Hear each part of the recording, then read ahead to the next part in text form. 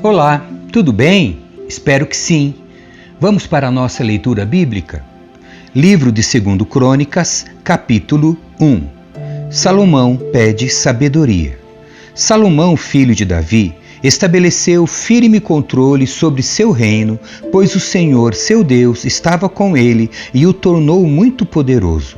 Salomão convocou todas as autoridades de Israel, os generais e capitães do exército, os juízes e todos os líderes e chefes dos clãs. Então conduziu toda a comunidade ao lugar de culto em Gibeon, pois ali ficava a tenda do encontro. Essa era a tenda que Moisés, servo do Senhor, havia feito no deserto. Davi tinha transportado a arca de Deus de Quiriate-Jearim para a tenda que ele havia preparado para ela em Jerusalém. Mas o altar de bronze feito por Bezalel, filho de Uri e neto de Ur, ainda estava ali em Gibeon, em frente ao tabernáculo do Senhor. Então Salomão e o povo se reuniram nesse local para consultar o Senhor. Na presença do Senhor, Salomão ofereceu 1000 holocaustos sobre o altar de bronze que estava na tenda do encontro. Naquela noite, Deus apareceu a Salomão e lhe disse: "Peça o que quiser e eu lhe darei." Salomão respondeu a Deus: "Tu mostraste grande amor leal a meu pai Davi e agora me fizeste rei em seu lugar. Ó Senhor Deus, cumpre a promessa que fizeste a meu pai Davi, pois me fizeste rei sobre um povo tão numeroso como o pó da terra.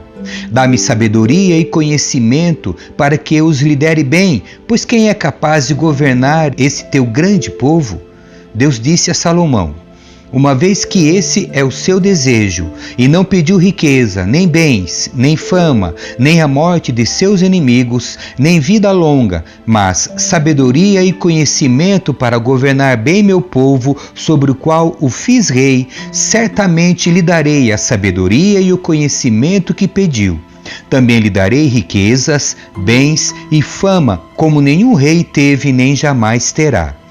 Então Salomão voltou da tenda do encontro, no lugar de culto em Gibeon, para Jerusalém e reinou sobre todo Israel. Salomão ajuntou muitos carros de guerra e cavalos.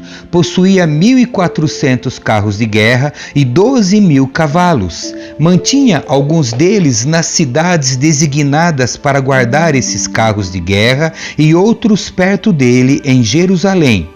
O rei tornou a prata e o ouro tão comuns em Jerusalém como as pedras, e havia tanta madeira valiosa de cedro como as figueiras bravas que crescem nas colinas de Judá. Os cavalos de Salomão eram importados do Egito e da Cilícia. Os comerciantes do rei os adquiriam da Cilícia pelo preço de mercado.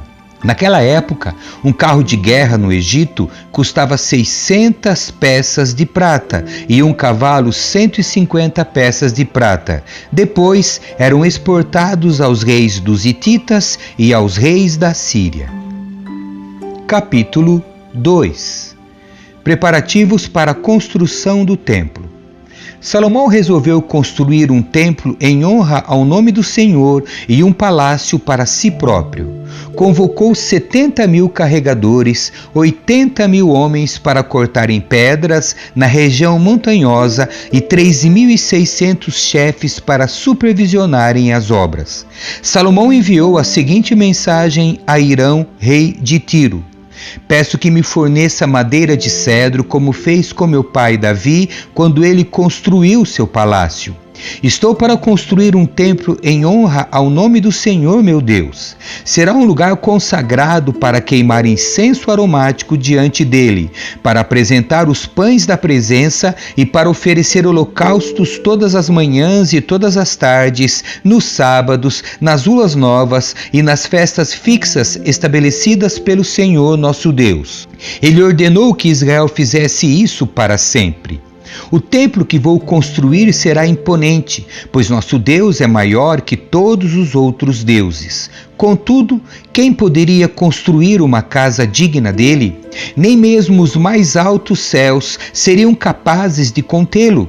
E quem sou eu para pensar em construir um templo para ele, a não ser como lugar para queimar sacrifícios diante dele?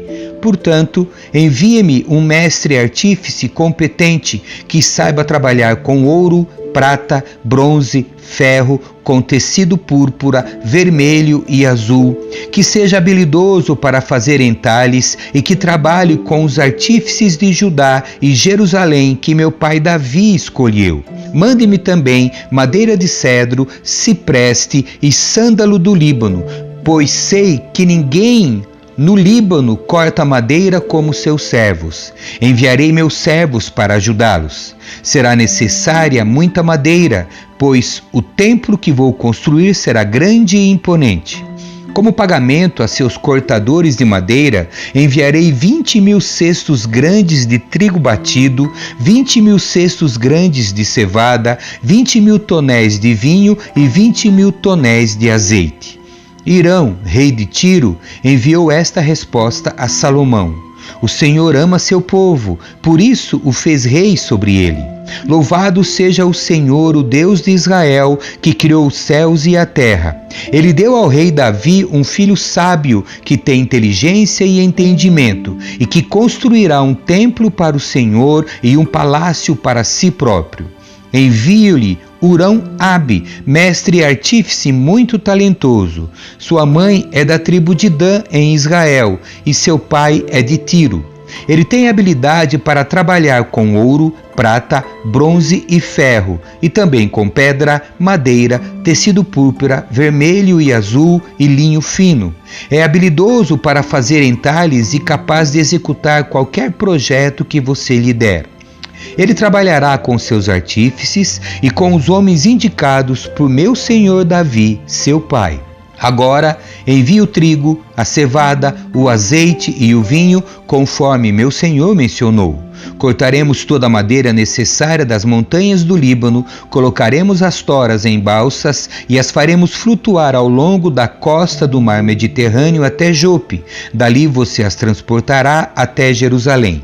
Salomão fez um censo de todos os estrangeiros na terra de Israel, como o censo que seu pai Davi havia feito, e descobriu que eram 153.600.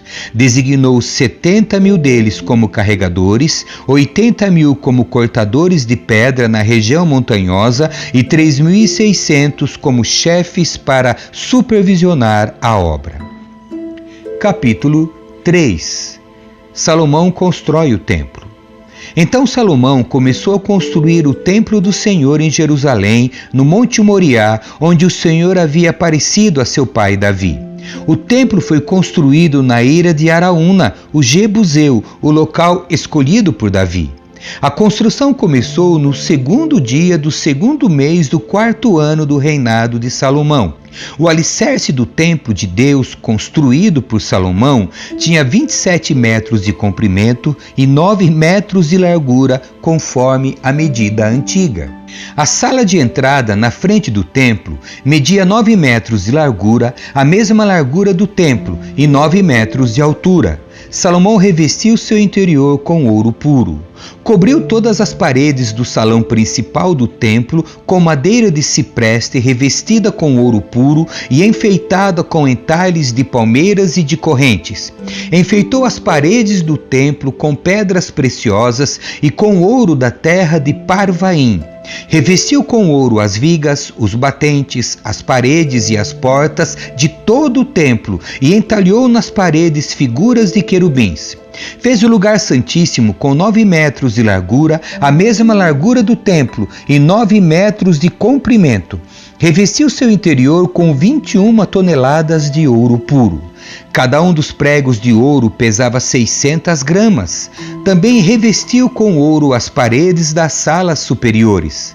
Fez 2 figuras em forma de querubins, as revestiu com ouro e as colocou no lugar santíssimo.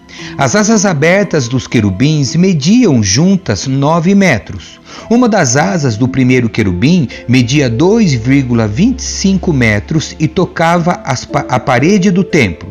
A outra asa, que também media 2,25 metros, tocava a asa do segundo querubim.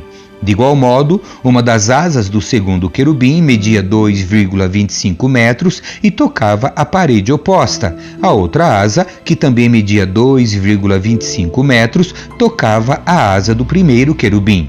Portanto, as asas abertas dos querubins mediam juntas 9 metros. Os querubins ficavam em pé de frente para o salão principal do templo. Na entrada do lugar santíssimo, colocou uma cortina de linho fino, enfeitada com fio azul, púrpura e vermelho e bordada com figuras de querubins. Para a frente do templo, fez 2 colunas, cada uma com 8,1 metros de altura e com um capitel de 2,25 metros de altura. Fez conjuntos de correntes entrelaçadas e os colocou para enfeitar o alto das colunas. Também fez 100 romãs decorativas e as prendeu às correntes. Depois, levantou as 2 colunas na frente do templo, uma ao sul da entrada e outra ao norte. Chamou a coluna ao sul de Jaquim e a coluna ao norte de Boaz. Amém. Que Deus abençoe você. Tchau.